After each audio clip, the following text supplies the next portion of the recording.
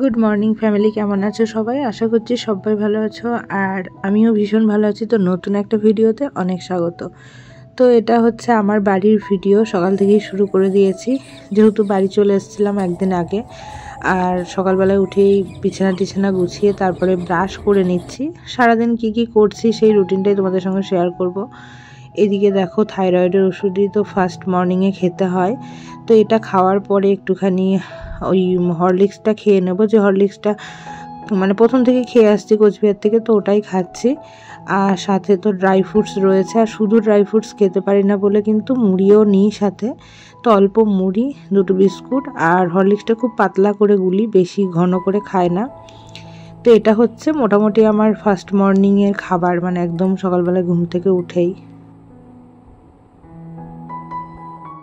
আর তারপর যেটা করি বলবো না, ঠিক যেটা করেছিলাম সেই দিনকে, প্রথম একদিন থাকার পরে ভেবেছিলাম যে প্রত্যেক দিন সকালবেলায় ঘুম থেকে উঠবো, আর উঠে সকালের ওই খাবারটা খাওয়ার পরে একটু আস্তে আস্তে ছাদে যাব, তারপরে হচ্ছে একটু শরীরচর্চা করব, যেটা কিনা প্রেগনেন্সিতে খুবই দরকার। শুধু যে প্রেগনেন্সি মানেই শুয়ে বসে থাকতে হবে এমন না, আমি অন্তত মনে করি না। প্রেগনেন্সিতে আগেকার মানুষরা কিন্তু সব কাজই করেছে, এখনকার দিনে বেশি জটিলতার সৃষ্টি হয়ে গেছে। সব কাজ হয়তো করা যায় না, ভারী কাজ করা যায় না, কিন্তু শরীরচর্চা করাই যায়। তো সেই শরীরচর্চার মধ্যে অনেক ভাগ থাকে, বুঝে শুনে করতে হয়। তো আমি ফার্স্ট দিন একটু ট্রাই করছিলাম, তবে বেশ ভয়ও করছিল। আর আমার যেহেতু একটু ক্রিটিক্যালি ছিল প্রেগনেন্সির জার্নিটা, যার জন্য না আমি আর বেশি রিস্ক নিইনি। বেশি দিন আমি এটা কন্টিনিউ করিনি, 2-1 দিন করে মোটামুটি ঘরে হাঁটাহাঁটি করতাম, পায়চারি করতাম, কোনো শরীরে এক্সারসাইজ করিনি। প্রথম করেছিলাম কিন্তু তারপরে আর করিনি। যাই হোক, আর সেই সময় কিন্তু তালের বড়ার সময় ছিল, তো লুচি তালের বড়া দিদা দিয়ে পাঠিয়েছিল।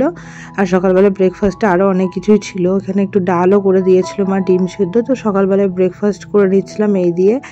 আর সকালবেলায় ব্রেকফাস্ট করেই না আমি একটু শুয়ে ঘুমিয়ে গেছিলাম, প্রচণ্ড ক্লান্ত লাগতো।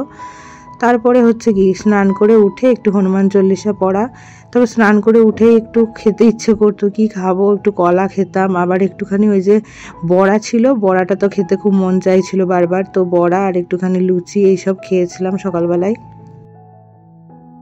মায়ের কাছে এসে কি কাজ করব সেটাই বুঝতে পারতাম না, তো একটু জল টল ভরতাম, এইসবই নিজেকে নিয়েই সবসময় ব্যস্ত। এদিকে একটু চিয়া সিড ভিজিয়ে দিচ্ছিলাম জলে, আর এটা কিন্তু টক দই দিয়ে খাবো এর জন্য।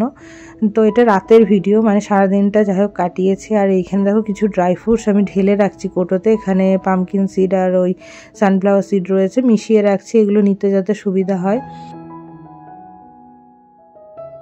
এটা হচ্ছে পরের দিন সকালবেলার ভিডিও, দুদিনের ভিডিও একসাথে রয়েছে। তো কোচবিহার থেকে এনেছিলাম কর্নফ্লেক্স, এগুলো ঢেলে নিলাম। আর এই যে দেখো দুপুরের খাবারে উচ্ছে ভাজা ছিল, আর কিসের তরকারি ছিল মনে নাই ঠিক, এখানে ডিমের কারি ছিল। আর তারপরে দেখো দইটা এখন আমি ঢেলে নেবো, কিছুটা আমি চিয়া সিডের সাথে মিশিয়ে খাবো। দই খাওয়া প্রেগনেন্সিতে খুব ভালো। প্রথম 3 মাস আমি দই খাইনি, তবে এটা যেহেতু 5 মাসের ভিডিও, তো তখন আমি বাড়িতে এসে দই খাওয়া স্টার্ট করি। আর তারপরে তো ফল রয়েছেই, প্রত্যেক দিন 1-2 করে ফল খেতাম। প্রচুর পরিমাণে আপেল খেয়েছি প্রেগনেন্সিতে, এটা বলবো আমি।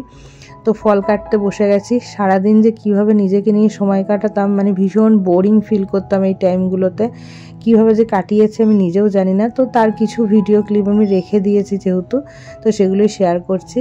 তো ফল টল কেটে দেখো, এখন আমি ফলটা খেয়ে নেবো।